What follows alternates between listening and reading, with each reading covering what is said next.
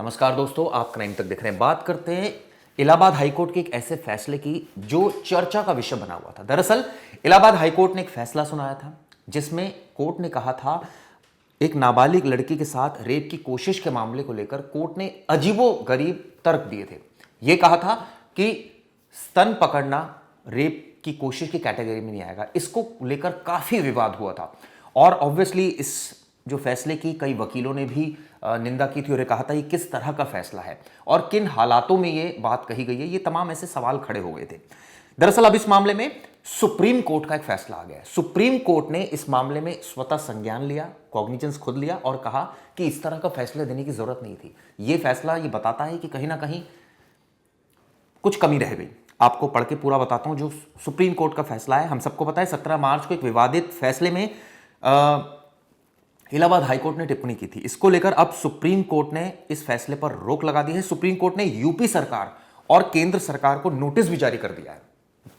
क्या नोटिस जारी किया गया है? यह कहा है सुप्रीम कोर्ट ने सॉलिसिटर जनरल और अटॉर्नी जनरल को सुनवाई के दौरान कोर्ट की सहायता करने के लिए कहा है।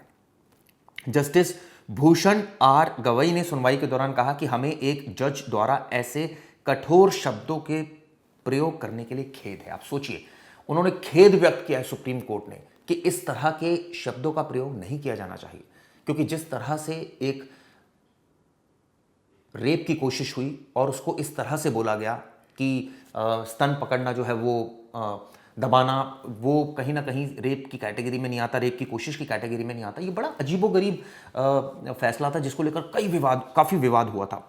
अब इसको सुप्रीम कोर्ट ने कहा कि सीजीआई के निर्देशों के अनुसार ये मामला स्वतः संज्ञान में लिया गया है। हमने हाईकोर्ट के आदेश को देखा। हाईकोर्ट के आदेश के कुछ पैराग्राफ जैसे 24, 25 और 26 में जज द्वारा संवेदनशीलता की पूर्ण कमी को दर्शाता है। मतलब आप सोचिए, साफ साफ कहा कि ये पूर्ण संवेदनशीलता की पूर्ण कमी है जो दर्शाता है। ऐसा भी नहीं है कि फैसला जल्द में लिया गया है, बड़ा सोच समझ के लिया गया। इस फैसले में सुनवाई पूरी होकर निर्णय रिजर्व होने के 4 महीने बाद निर्णय सुनाया गया है। यह कहा सुप्रीम कोर्ट ने। सुप्रीम कोर्ट ने कहा कि पीड़ित की मां ने भी अदालत का दरवाजा खटखटाया है, उसकी याचिका को भी इसके साथ ही जोड़ा जाए। अब दोनों सुनवाई आगे बढ़ेंगी, लेकिन सवाल ये उठता है, इस तरह का जो फैसला आया था, हमने इस मुद्दे को लेकर जो सीनियर एडवोकेट हैं सीमा कुशवाहा, उनसे भी बात की थी। उन्होंने भी अपने विचार व्यक्त किए थे, कहा था कि इस तरह का जो फैसला है वो कोर्ट को नहीं देना चाहिए था।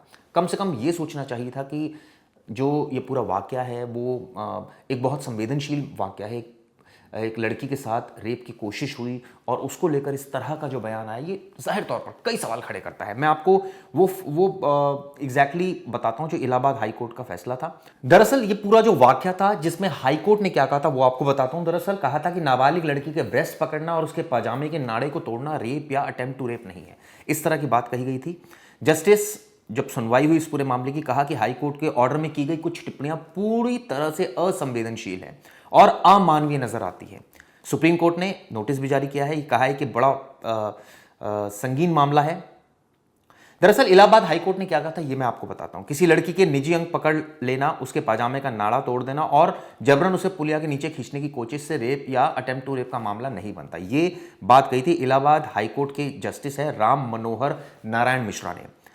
केवल यह तथ्य कि अभियुक्तों ने पीड़ितों के ब्रेस्ट को पकड़ा, पाजामे की डोरी तोड़ दी और उसे पुलिया के नीचे खींचने की कोशिश की, कुछ लोगों के रोकने पर वे भाग गए, वह अपने आप में बलात्कार का प्रयास का मामला नहीं बनता। ये उन्होंने टिप्पणी की थी। दरअसल 3 साल पुराना मामला है।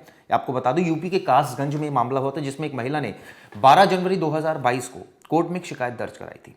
उसने कहा था कि 10 नवंबर 2021 को अपनी 14 साल की बेटी के साथ कासगंज के पटियाली में देवरानी के घर गई थी। उसी दिन शाम को अपने घर लौट रही थी। रास्ते में गांव में रहने वाले 3 आरोपी जिनका नाम पवन, आकाश और अशोक है वो मिल गए। पवन ने बेटी को अपनी बाइक पर बैठाकर घर छोड़ने की बात कही। मां ने उसे भरोसा करते हुए बाइक पर बैठा दिया और उसके बाद यह हैवानियत की गई। लड़की की चीख पुकार सुनकर ट्रैक्टर से गुजर रहे कुछ लोग वहां पहुंच गए थे और उसके बाद आरोपियों ने जिन्हें तमंचा दिखा दिया था और उसके बाद धमकाकर वो फरार हो गए थे। पीड़ित की मां एफआईआर दर्ज कराने गई, लेकिन पुलिस ने इस बाबत उस वक्त कोई कार्रवाई नहीं की। यही वजह थी कि फिर उसके बाद यह मामला अदालत की चौखट तक आया था।